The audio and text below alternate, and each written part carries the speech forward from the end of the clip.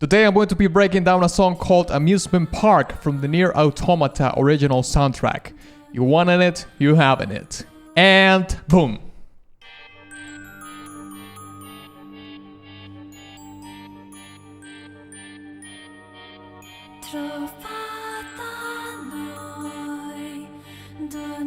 Very dark introduction, especially with that glockenspiel.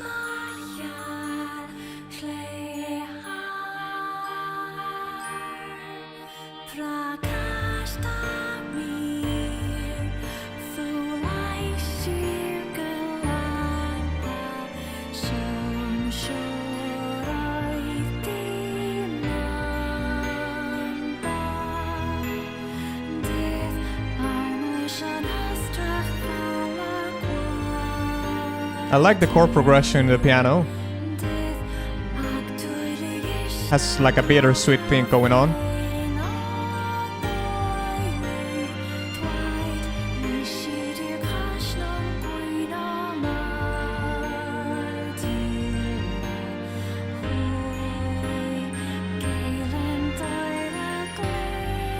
I don't recognize the language though on the vocals.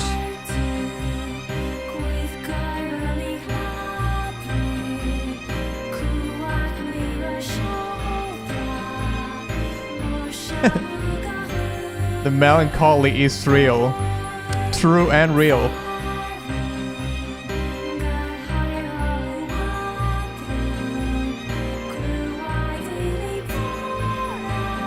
It's a descending pattern in the chord progression.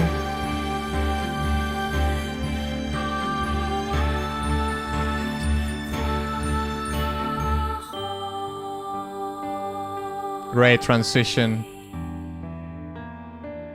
Oof.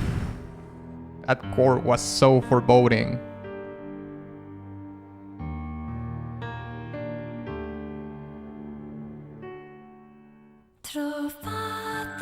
That was a fantastic transition.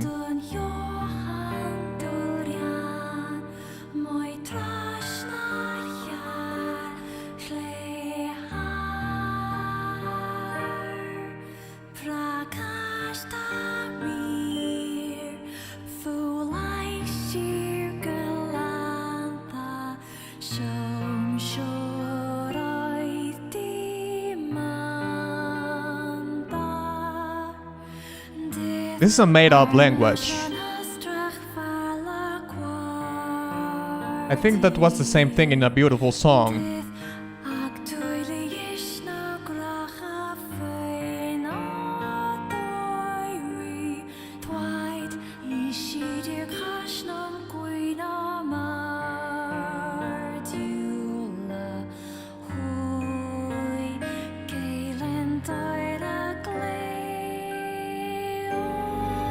He has like a Slav thing going on. It seems like it's inspired by some Slav language.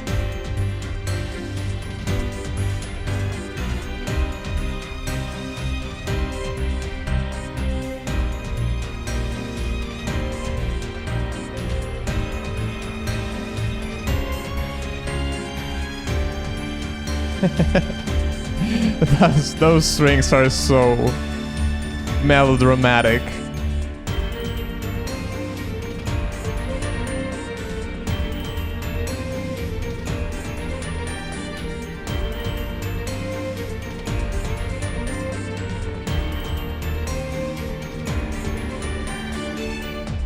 I like the mix of the strings and the synthetic elements, the drum samples. Oh, that chromatic glockenspiel arrangement right there. Like it a lot.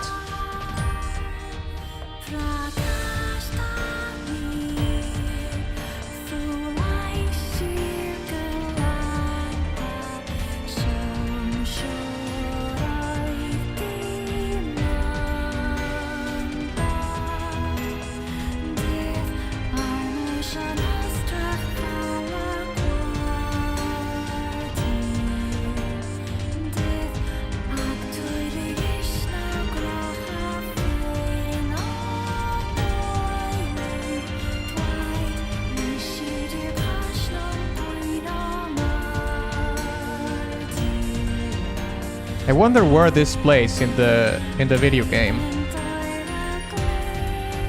The song is called Amusement Park. Probably it's in an amusement park.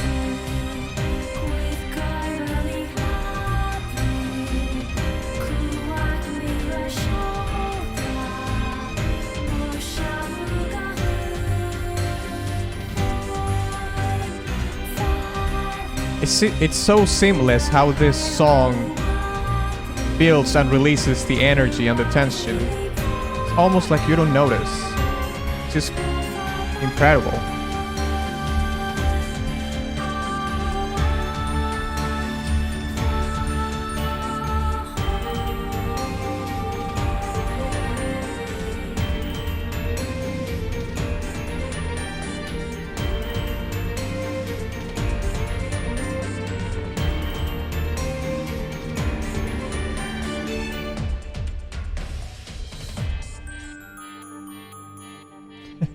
That glockenspiel arrangement is so foreboding.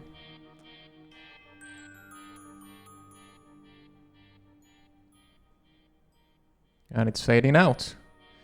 I'm guessing it's supposed to loop. Alright, there we have it. This was great. Let's break it down. I think this song is very interesting in the way it's trying to tell the story. The storytelling of the song is very spot on. It's not trying to take any shortcuts. It's very blunt all the way. It's from the beginning to the end.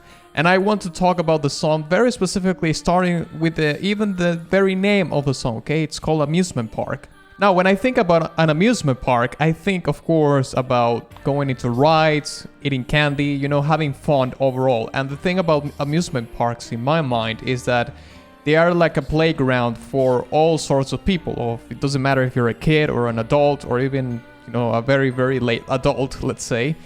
You can have fun in an amusement park. So the first word that comes to my mind is about the play, right? Playfulness. And I think that element is very well translated in the arrangement in the glockenspiel, which is the very bright, sparkly sort of instrument that we hear in the intro of the song. But the interesting thing is that this instrument, even though the character of its sound, it's bright and sparkly, it's playing something really dark.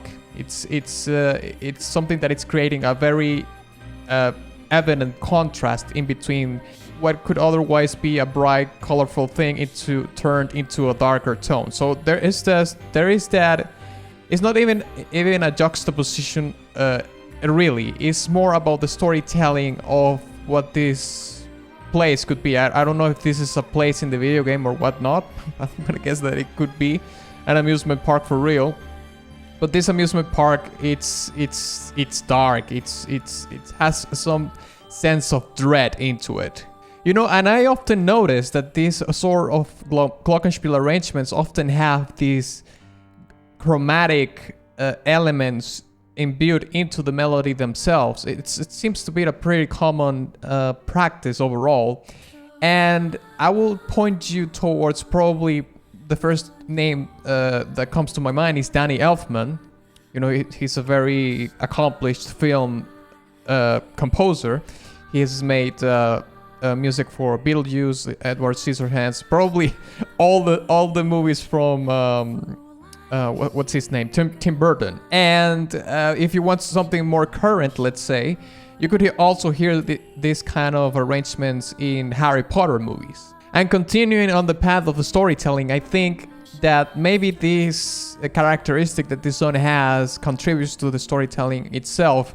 And it is that we can hear that we have synthetic elements in the song and also organic elements. In the case of the organic, we have the voice, of course, we have the piano, and we have the string section and the glockenspiel.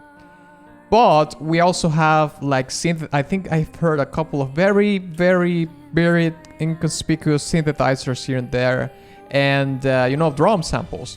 Every time I hear this kind of arrangements or this kind of compositions that mix both worlds together, I always think about some sort of science fiction that could be, or some sort of technological advancement that is part of the story of the video game. I don't really know anything about Nier Automata, but if I had to make a guess, you know, even from the very name Nier Automata, like automata sounds to me something, you know, automatic, or something that is inanimate but it has some sort of automation. And when I think about automation, I think about machines and, you know, technology and whatnot. So maybe that those layers, those different layers that pertain to each you know, part of a song, are telling maybe opposite sides of what's the nature inside the video game, but at the same time they complement each other because they are all part of the same story.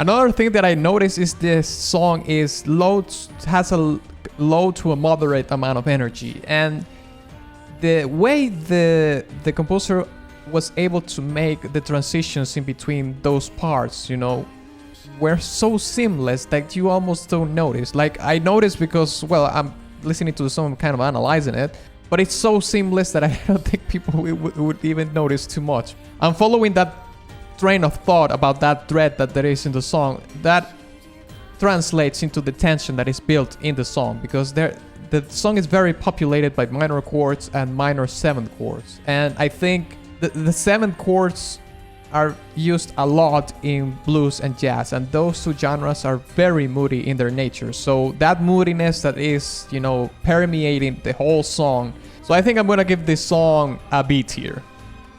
But hey, if you enjoyed this video, check this other Nier Automata breakdown that I did. And also, if you want to support my work further, you can check the support section in the description of this video, where you can find my Patreon and all the other links. So thank you very much.